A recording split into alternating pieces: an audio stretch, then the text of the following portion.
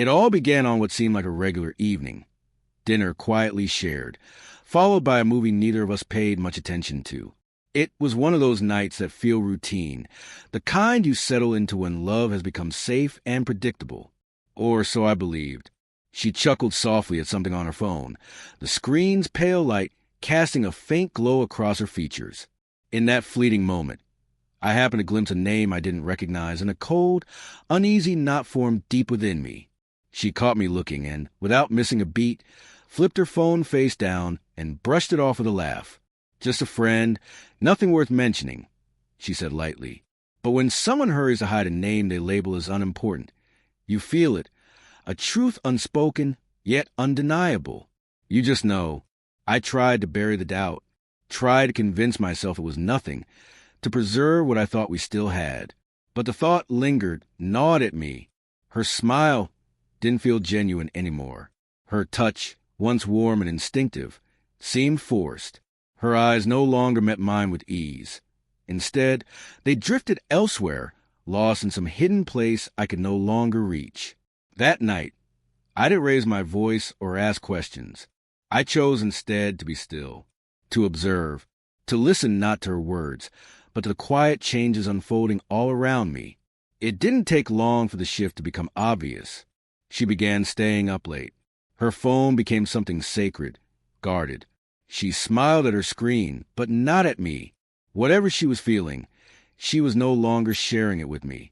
Day by day, I faded from the picture. I was a stranger walking through familiar rooms. The woman I once loved had become a mirror image, the same on the outside, but hollowed out inside. Then came the night everything shattered. She was in the shower. The room was fogged with steam. Her phone buzzed on the nightstand. I hadn't meant to do it. Truly, I hadn't. But my hand moved before my mind could stop it, as if my heart already knew what my eyes were about to see. There it was, his name again. Not one message, but dozens, hundreds. Photos, jokes, memories, plans, all made without me. Messages brimming with affection and intimacy. Inside jokes, secret desires. Words once shared between us, now repurposed for someone else. This wasn't a moment of weakness or some fleeting distraction. This was deliberate. She hadn't just cheated. She had replaced me, piece by silent piece. I didn't wait for her to step out of the shower. I didn't ask why or scream or demand an explanation. I quietly opened the closet, pulled out a small bag, packed only the essentials, and walked away. No note, no goodbye, not a sound. She never expected me to leave. But that's because she no longer truly knew me. The days that followed blurred together. I checked into a cheap hotel. I ignored every call, every message. My phone lit up with her words. "Where are you? Please talk to me. This isn't fair. I can explain." But explain what? She made her choice. And now I had made mine. I blocked her number, deleted our pictures, unfollowed every shared account. I tried and failed to erase her completely, because when you love someone deeply, you don't ever really erase them. You just dim the volume on their memory. 2 weeks later, I moved into a modest apartment. It wasn't much, but it was mine. A new beginning. I started to breathe again. Some nights, my hand still reached out for her in my sleep, muscle memory, reflex, heartbreak.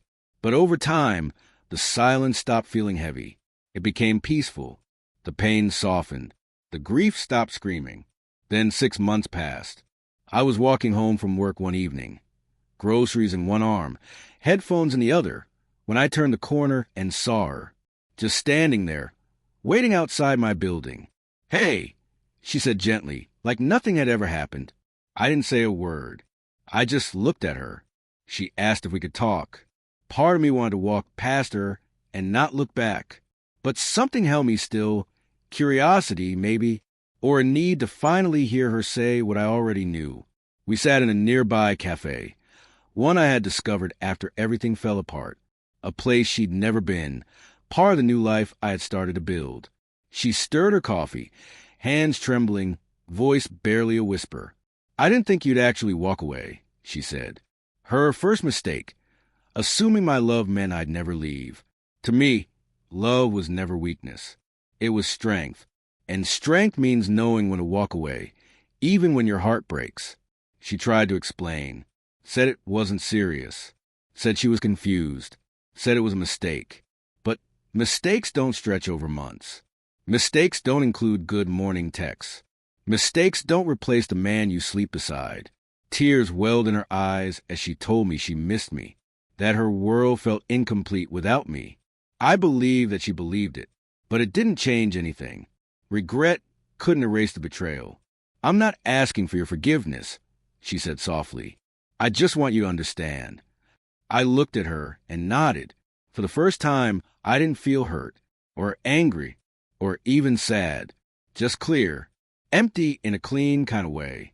"You still think about us," I said quietly, "but you didn't fight for us when it mattered." She had no reply, nothing to say that could fix it. She waited for me to say more, to reach back, but I had already said what mattered. I stood up, left her sitting there, and walked back toward my life, a life that no longer included her. When someone shows you where you stand in their life, believe them. Don't wait for apologies too late to matter. Don't wait for closure that never comes. Sometimes the bravest thing you'll ever do is walk away when they least expect it and never look back.